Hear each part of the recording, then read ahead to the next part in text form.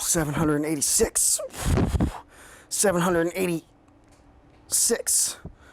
Oh, hi. I didn't see you there. My name's Erik Schreiber with CustomFit360, just getting warmed up for our Inside Exercise edition. And it's showtime. We've been talking about the heat and humidity today. I, for one, braved an outdoor run this morning and was just soaked by the end of it. Now, when it's this hot, you have to be careful when you're outside. The heat can even take a toll on the most advanced athletes. Well, we are happy to have the owner of CustomFit360, Erik Schreiber, with us today.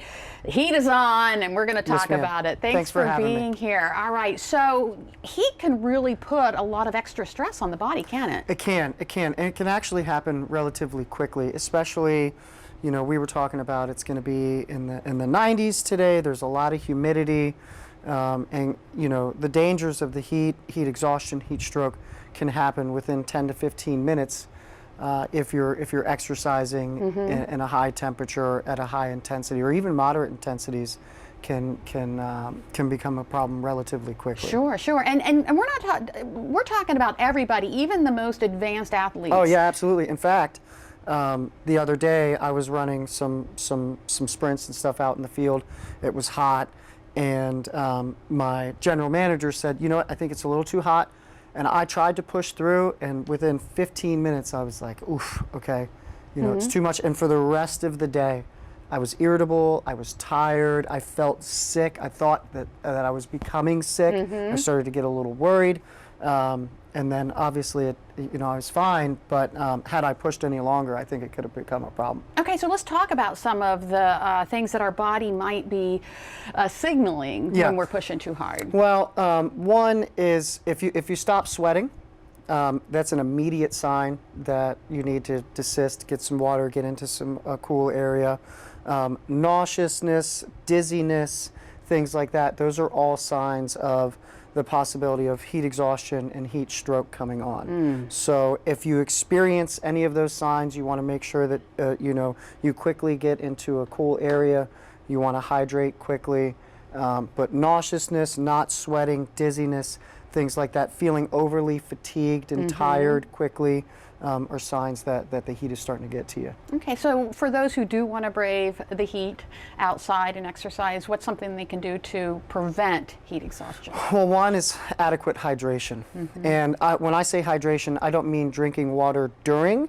Really, in terms of hydration, just in general, you want to hydrate the day before. So if you know that you're going to be exercising outside tomorrow, today you should be consuming a lot of water. You know, the other thing is the times that you exercise. So obviously in the morning, the sun hasn't risen completely, it's not as hot, it's not as humid. So early morning hours are good. You were talking about, you ran this morning at 5, or later in the evening when the sun has gone down and the moon has come up. You know, it's a song. You know, those are probably the best times to exercise outside. Yeah. What about you say, you know, hydrate? What about like electrolytes? Electrolytes. Sports drinks? My recommendation would be Pedialyte. Pedialyte, as well as Gatorade, is good for electrolyte replenishment. Those are going to be you want to be consuming during and after your workouts, just to replenish the electrolytes that you lose through sweat. But prior to, you want the water, and then during and after, you want the Pedialyte or Gatorade to replenish your body, what you've lost. Very important. All right, so it's a good idea to move to the inside to do those workouts. But what do you do inside? Well, you're going to show us that. There's a lot you can do. Yeah, so that's coming up next. We're going to do some exercises to get those heart rates up. If you want to get moving, get in a good sweat, work off those calories, this is the man to make it happen. We are back with the owner of CustomFit360, Erik Schreiber, and we talked about how hot it is outside and how it can be dangerous if you like to exercise. So we want to learn some exercises we can do inside to get that heart rate up, right? Yeah, absolutely. Okay. So the towel is not for the pool or the beach. But this is actually, we're going to use this today. So if you're at home, if you don't have a lot of equipment, but you still want to get an upper body workout, you know, you can use a towel or something like this to create resistance. Okay. So first we're going to warm up a little bit. Okay. You always want to warm up a little bit, get your body moving, synovial fluids. I would suggest that you do maybe 60 to 90 seconds of some marches just to kind of, you know, start things up, revving the engine here. You know, I also like to try to make sure that we move in all planes of motion. So if you're here, you do that for 60 to 90, then I'd have you like step and kind of reach. Now when you do that, I want you to hold it for just a second, just kind of get a little bit of a stretch in the posterior there. And this just kind of gets the muscles kind of warmed up and ready to go. Gets the muscles warmed up, gets your, you know, it helps you prepare mentally for the workout that's about to start. You might get a little glisteny there, but you definitely want to make sure you're warming up before you work out. So let's get into the meat and potatoes of this thing. So first we're going to start with a push-up. So if you're more of an advanced trainee, you know, you can do the floor push-ups, things like that. We'll show a modification here in terms of our chair. So if you've got a chair at home, counter, anything that's elevated, the back of the couch you can use. Let's start with a push-up. So I'm going to have you. Do I come around on this side? Yeah, let's face that direction. Okay. So your hands are going to be here. Your head's going to face this way. Oh, so you want me to? Here, you replace me. Oh, okay, I got you. There we go. All right.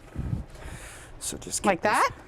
Give me a little bit further back. Oh. There you go. Yeah, okay. you can handle it. Okay. Okay. So we're going to come down. You can breathe in on the way down and breathe up on the way up. So one thing I'm going to do is come down, stop right there, and then push yourself back up. Oh, okay. So not inhale all the way. on the way down, pause, and come back up. There you go. So you want to do maybe 2 to 3 sets of 10 to 12 on this exercise. Breathe in and breathe out. Watch your depth. You don't want to go too much lower. Yeah. Just past 90, right there, and then back up. Okay? Yeah. Then that's not too bad. No. And you can progress or regress that based on your current ability level. Sure. Then we've got the towel. We're not hitting the beach again. So we're going to do 2 different kinds of rows. Okay. Right? So we're going to do, both of them are going to be, well, we'll see here. This one is going to be a row that's going to have an isometric hold. So what you're going to do, you're going to step 1 foot on. I want you to keep your back nice and straight, and you're just going to pull, and you're going to hold 1, 2, 3, and release. Okay. Pull back, 1, 2, 3, and release. And when you say isometric hold, what does that mean exactly? So there's several different kinds of muscular contractions. There's a concentric contraction, eccentric contraction. Yep, hold it. 1, 2, 3, and release. I want you to try to pull, like you're trying to rip that thing apart. 1, 2, 3, and release. Yeah, that's a good workout. Yes, it is. Yes, and it it's is. just a towel. Just a towel. So then the other row, so isometric means holding the muscle in place. Okay. While still being under a contraction. Okay. So then the third movement, still a row, and you can do this with both feet, 1 foot. I prefer 1, just so you have a little more control. Okay. Your foot is actually going to be the tension. So you're going to pull yourself back, and then you're going to kick and fight the resistance. So you're actually getting a leg workout as well as an arm and back workout. So you're here, and because it's a unilateral movement, I actually feel this a lot in my tummy. Nice. In my core. Yep. Boom, just like that. Try that. Oh, okay. All right. See, you know what? You can sit in the chair and do that. Is that Absolutely. skirt friendly? Absolutely. So am I putting my foot out? Yep, put your foot out. You want to hold it a little bit closer here. Okay. So you can like really pull it and let yourself, give yourself some, there you go. And then slowly push it out. Oh, yeah. Bring I can feel that. Bring it back, bring it back. And then slowly push it out. I tell you what, you could do this while watching TV. You could. While you're watching us. Yeah, get your towel. Watch Delmarva Life and exercise. I like that. Right? What a great idea. All right, one more quick one. You got any more? Is that it? That's it? Body weight squat. Body weight. Body weight squat. I knew I wasn't gonna get You on go down, the squat. touch your chair, come back up. Oh, okay. There you go. There you go. Tap and go. Tap and go. If you need to regress it a little bit, you do sit to stand. So just sit, relax, and stand. There you go. Back down, relax, and stand. And again, to progress this, you could add some weight to it, hold some weight. We do this a lot with our clients in the studio. So very, very simple. And then I'd have you start marching again. Marching again. Active recovery. Active recovery. In I like between that. those sets. Keep Erik that body Schreiber, moving. owner of CustomFit360. Thank you. Thank you. So much. Appreciate it. I'm all ready.